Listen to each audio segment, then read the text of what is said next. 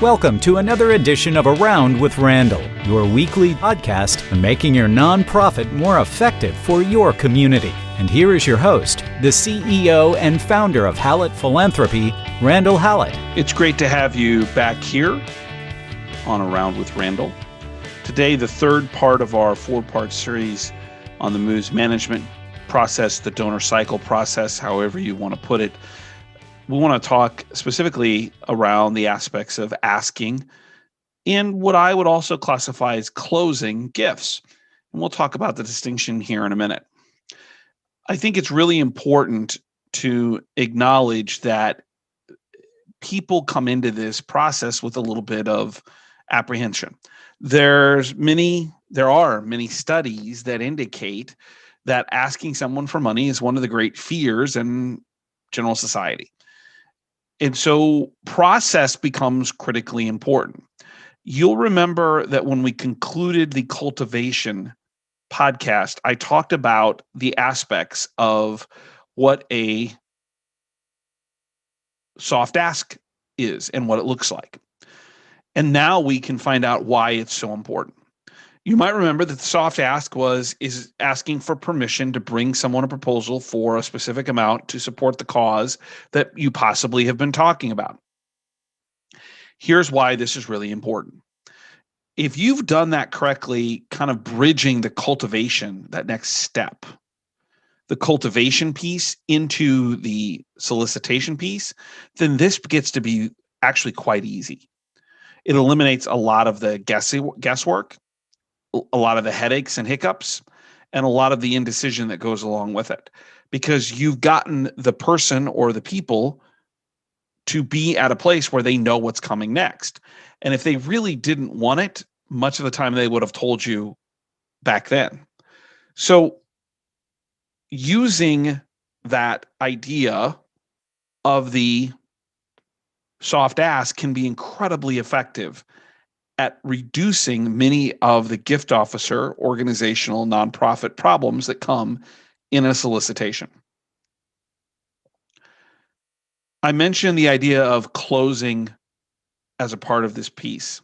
We'll talk about that and the tactical as to how to get over some of those things. The reason why is that there's a great book that I read when I was still an active fundraiser as a chief development officer in a large academic medical center, called 3 Steps to Yes, The Art of Getting What You Want. It's by Gene Bedell, Bedell. And it really is not a sales book as much as it is about building trust in the relationship, which seems to be exactly what we should be aiming for in our relationship building activities with donors and prospects. In the book, it talks in kind of 2 things that I think are 2 areas that I think are really important. The first is what he refers to as the 3 things that hold up someone from making a decision. The first is a loss of options. The second is a fear of making a mistake. And the third is this idea of social or peer pressure. So let me pull these apart real quickly because it's going to help us figure out how to get someone to finalize their gift in terms of supporting your organization. The loss of opportunity or options is that once they make the gift to you, they can't use that money in another way. And this is where I always like to think about value. If someone's concerned, I'm giving you $1 million, so I can't use it somewhere else, instead of trying to defeat that particular perspective, I actually want to jump on board and say, boy, are you right, but let me tell you how it's going to affect people. And your $1 million gift may come from one person, but it's going to affect hundreds of thousands of people. It's a way to enter into that cultivation and why this is important, trying to merge the organizational need with their interests in the right time frame. Think about a Venn diagram and trying to piece all these time, interest, and need all in one place. Loss of options can be just a concern that they may be missing out on something. The second is a fear of a mistake. This is actually the easiest to probably overcome. Are they making a mistake? Well, if you have talked about what this is going to do to impact people, then it's likely that this is the not going to come up as frequently because you would have covered that correctly in the cultivation stages. The third is social or peer pressure. And you can look at this in two ways. One is there's someone that can help put a little bit of social or peer pressure. This is why in campaigns, it's really important to have the right 1, 2, or 3 people who make the first lead gifts, because that can be, even though they never have a conversation with a prospect, might apply some peer or social pressure that they, as the prospect or the couple who are the prospects, should be a part of this gift opportunity or this campaign. It can also go the other direction. It can also go to, well, am I going to be my name going to be public in all of this? Or if I want to remain anonymous because I don't want peer or public pressure, would my gift be anonymous? So in the book, it talks about overcoming those 3 instances: the loss of options, the loss or the fear of making a mistake, and lastly, this idea of social or peer pressure, either coming from those who are already involved and they feel like someone should be a part of it, or how they're going to be viewed once they make the gift. The second thing that Bettel does is talk about a 3-step plan that I think is highly effective at a very base level in building trust. And really, it's not about selling tricks, it's about the relationship. Number 1 is fulfill the needs of someone else. It's not about what your organization needs. It's about what the gift is going to do for them. Yes, it's going to change your organization. Yes, it's going to be part of something that helps other people. But for them to make the gift, this is about their need to fulfill something, their personal need, and how it's going to affect others in that process. Value. Number 2, you need to be credible and trustworthy.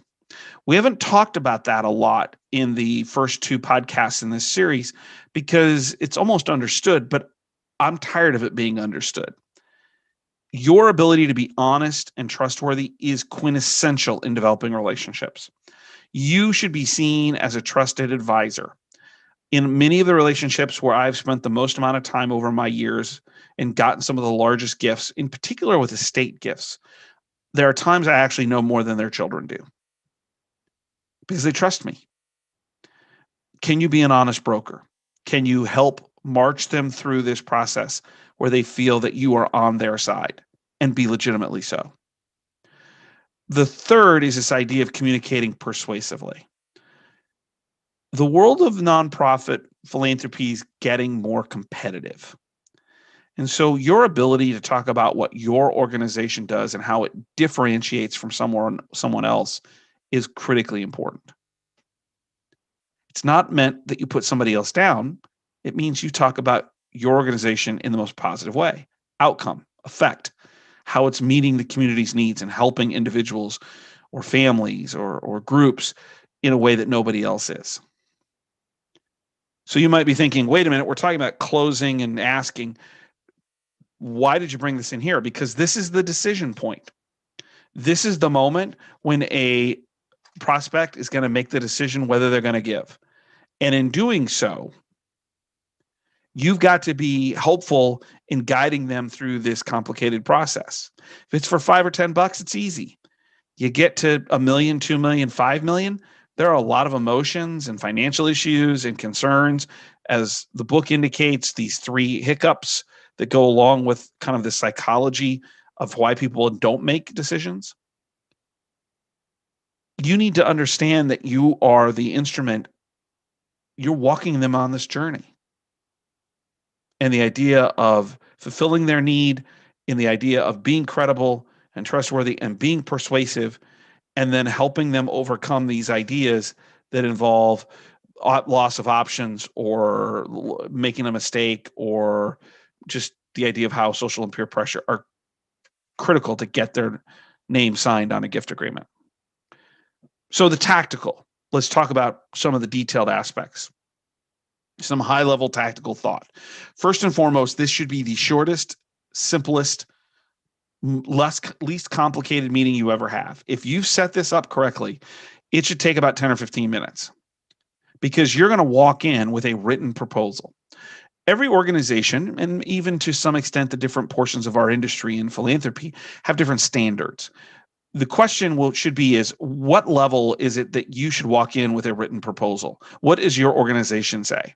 For many, it's a major gift level. And maybe it's a pledge form if it's lower at $1,000 or $2,500. But the idea is accounting really struggles, finance really struggles to recognize that gift unless we have something in writing, if they're not going to just be writing you a check. Well, to do that, we should reflect the professionalism that our industry should have by having a written proposal. And we'll talk about that here in a second. And lastly, you want to make sure if there's anybody else that needs to be involved in this process. We talked last time during cultivation about planning. If you're going to bring someone else into the conversation or relationship, please make sure to do that again. It doesn't elongate the meeting. It just may apply a little bit of that social or peer pressure. So what does the order of the meeting look like? Well, first, it's some small talk. Secondly, it's a recap of everything you've gone through. We've looked at this. You've mentioned how important this is to you, and here's what our organization is doing to meet that need. And to get to the place where we've discussed it's going to take resources in this amount, and you've indicated an interest in supporting us at this level. And that's when I bring out the proposal. The bigger the dollar amount, the bigger the proposal. If you can get away with 1 or 2 pages and make it simple, I think it's great. But here's a tactical piece that I see as a disconnect that sometimes hinders the process, or after the gift has already been applied or given, causes some problems. Your proposal should have all the information in it that is necessary for the gift agreement to be completed. So before I talk about the proposal, let me talk about the gift agreement. The gift agreement is the agreement that allows the person to know what is expected of them and what they can expect from you as the nonprofit. So things like, how much is the gift for? How is it going to be paid? Is it over time? What is the recognition? Is there some kind of naming in this process? How are you going to steward them? Meaning, are you going to provide them a report on an annual basis or semi-annual basis, or some kind of output that allows them to know how their gift was used and how it was valuable? Does your gift agreement have a morality clause?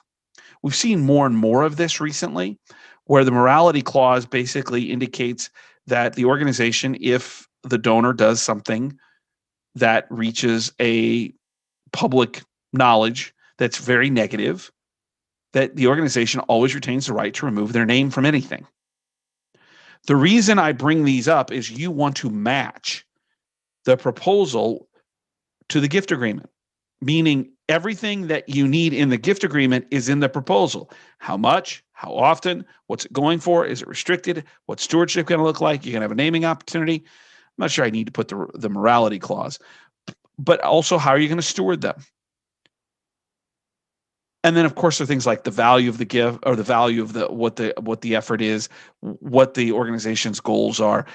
But you need to mirror them, because if they don't, somebody reads the proposal, wants to do the gift agreement, and there's pieces missing, that stalls the energy, the emotion, and the progress that you've built on, the momentum that you need.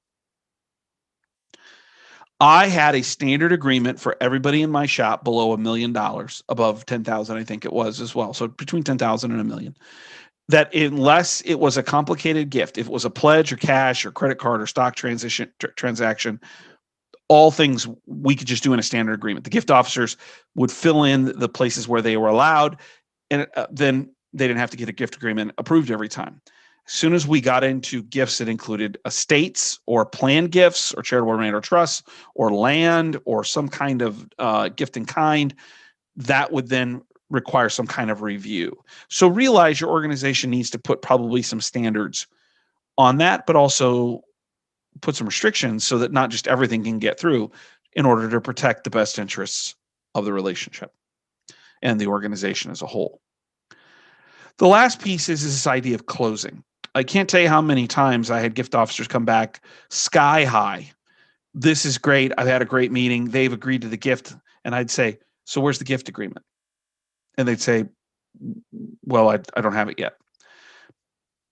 finance and accounting and legal are going to look at these agreements as the declaration of the gift, not the verbal, particularly as you get above $10,000 or more. So before you walk out of the room after you've presented the proposal, and maybe I always had I was carried a backpack, could be a briefcase. I had the proposal, and then I also had the gift agreement that matched it in case somebody said, "Oh, this is great, exactly what I wanted." I could pull that gift agreement out and say, "Look, let's get this done right now." But in any case, once you hand over that gift agreement or that proposal and they say, "Gosh, I need a little time to think about this," it's really important to put a timeline on that.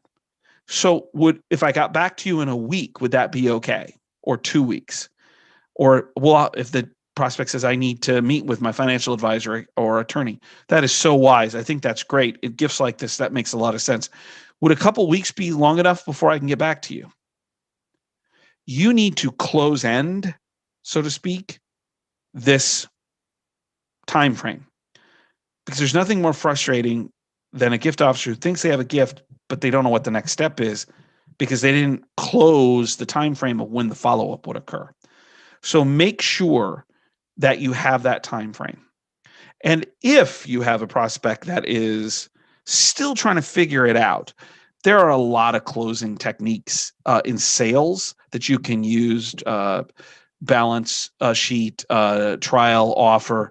You can read about any of them and kind of apply them in very simple ways to philanthropy. But the key is that you have to give them an opportunity to make a yes or no decision.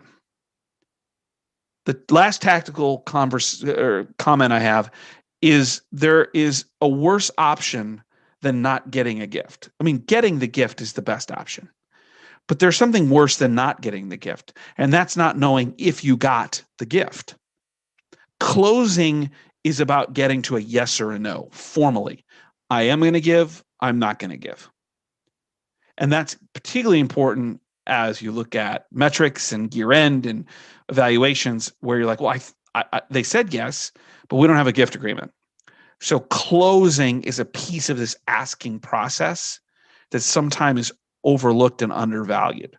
And I highly encourage you to think about them as a 1A and a 1B. Solicitation is about asking and closing. If I don't close, no gift agreement, no signature, that becomes problematic. Actually, I miss asking for resources and support and philanthropic dollars. I hope listening to this has helped a little bit, get you closer to what you need to do to help your organization achieve its goals. Don't forget about the website, hallettphilanthropy.com, 2 L's and 2 T's in hallettphilanthropy.com. If you want to send me an email, podcast@hallettphilanthropy.com if you have a suggestion on the show or a comment.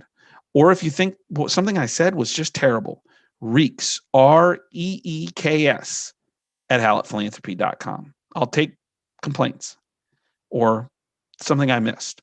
I want your opinions.